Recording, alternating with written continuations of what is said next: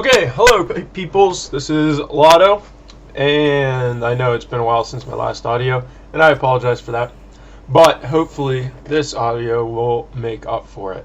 So, the audio I'm going to bring you today is going to be full of Night Elf, it's going to be only Night Elf, it's going to be Night Elf against Night Elf, and I'm going to be concentrating on the fact that you can go DH versus everything, because one of the things I see a lot when I play East Ladder is I see Night Elves going bottom first just because they don't know how to beat it. At least that's the reason that I used to go bottom first. But I pretty much go DH every single time now. Sometimes depending on the map, I'll go bottom first just because certain maps are too far open, and not even I'm good enough to beat a bottom with a DH on certain maps. But I'll point out what those maps are, and I'll point out why DH is so strong and how to use them and how to effectively counter your opponent's strategy no matter what they are doing if you would like to use that Demon Man. Because, as I'm sure everyone knows, if you watch any pro replays, you very, very, very rarely see bottom first. Pretty much every single game is DH Naga, whereas that is not the case when you play ladder. So, because when you play ladder, you play against people that aren't pros and they don't know how to do it. So, okay, so we'll start off with Nagash on Secret Valley. I haven't really I watched these games through super quickly, like 8x speed, just to make sure that they weren't terrible games. But yeah, the first game will be against Nagash, Secret Valley. These games against Nagash are pretty old. They were during the 2008 tournament, I believe. Oh wait, this game I go bottom. Okay, so we'll start out... yeah, sure, we'll start out with a bottom game. Okay, get this replay paused at 2 minutes, and I'll show you how to effectively use bottom first, and then we'll go into all the DH games. Okay, this is one of the maps that I'm talking about whenever I say that bottom is really strong on certain maps. Secret Valley is one of them, okay, not only because it's open, but also because when you go DH on this map, you're going to AOW creep, so you don't have an AOW in your base, and then secondly, because of the healing fountain. And the healing fountain is extremely beneficial to people that go hunts, because when you go hunts, you basically have map control, versus when you go archers, and when you have map control, you can control those fountains, and you don't need to use your moonwells.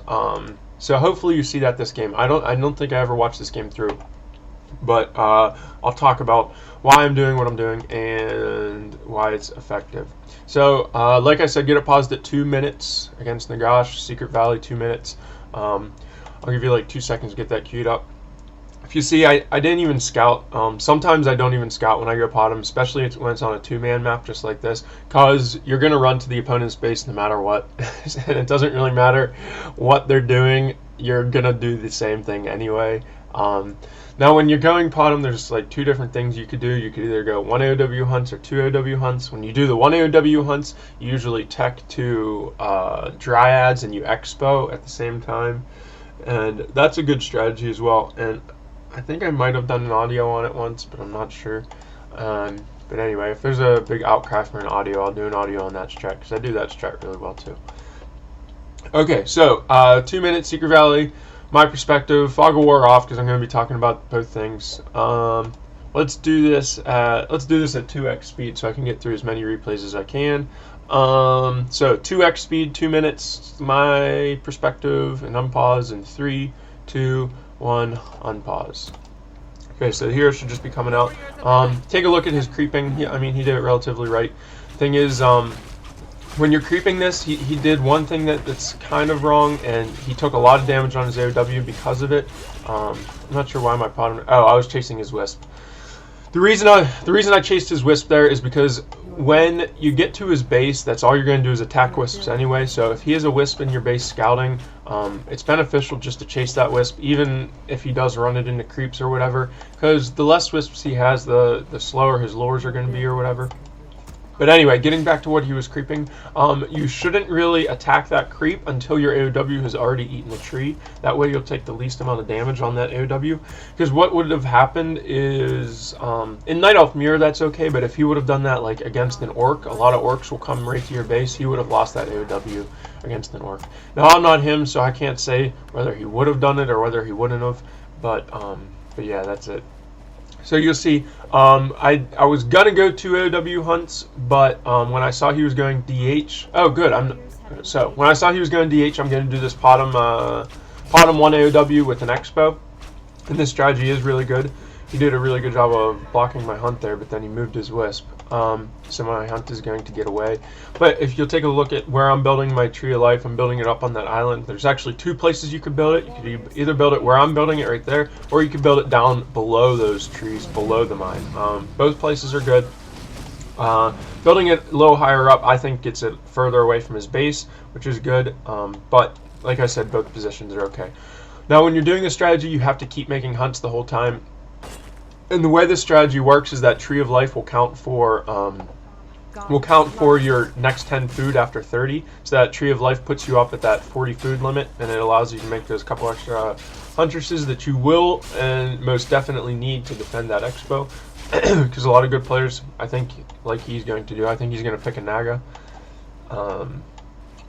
Yeah, but he saw my huntresses there, so he ran away. So he's going to pick a Naga and probably try and push my base. Now, against this strategy, Dark Ranger, you can either go Dark Ranger or Naga second. Both of them are really good. The thing is, when you go Dark Ranger, it stops him from making archers. And archers are actually a really good counter to Dryads, which is what your ultimate unit goal is going to be. Now, Dark Ranger is like the perfect counter to archers, because you can turn every archer into a skeleton in like 2 seconds, and then it's like the snowball effect, and they just all die, which is really good. But Naga is probably the better overall hero, whereas Dark Ranger is the safer hero, because you'll be able to creep and get those skeleton minions and defend the expo no problem. You see, I put up an AP because against good players, they will try and push your base with Dryads, and if they do push your base and you have an AP there, all you have to do is focus the AP on his Dryads, and it'll stop his push immediately. You don't even have to be there because he won't be able to kill it. Now, one of the ways to counter this, whenever I see other people doing this, I think there's actually a game where I play against someone that does this. But what you do is you use, before he has Dryads, his Dryads are always going to be a little bit later than yours. Not much later, but they'll be later by about 30 or 45 seconds. Now what you do is you use your Demon Hunter to burn all of the Dark Ranger's mana without attacking. Just kind of like what he's doing now, but he should have been doing that like 2 minutes ago rather than creeping that shot. And you burn all the Dark Ranger's mana, and then you hit once you have those first 2 Dryads, and you should be able to win the fight, because his Dark Ranger's not going to have any mana to turn your archers into skeletons, and you're going to have Dryads, whereas he isn't. Now the thing is, there is only that 45-second window while you have Dryads and he doesn't. After that, he's going to have Dryads and an Expo, and you're going to be in trouble unless you're starting to win the fight. And you'll see he's kind of winning the fight, but not really. And you'll see once I realize now there's 2 different things that the other Night Elf can do. He can either mass Dryads, or he can tech to go bears and then just try and out micro you with the staff and keep making bears. Now, because I saw he had like more than 2 Dryads, if you see them have more than 2 Dryads, then what you want to do is you want to use the 1 AOW that you have and get the archer upgrade and start making archers, and then pump Dryads from the 2 lures. And and don't be afraid about going over 50 food either, because you're going to have to do that. And the reason you do that is because Naga is a bit of an AoE effect, but you're going to need scrolls and whatnot. But archers, like I said, are a great counter to Dryads, especially with that range upgrade. Now you'll see I just kind of jacked him there, but even though I jacked, he did a good job of like backing up. So he backed up, and then I ended up getting ensnared, and I ended up losing the fight. So you'll see he still doesn't have an Expo up, but he's not worried because he has a Demon Hunter with a greater healing potion.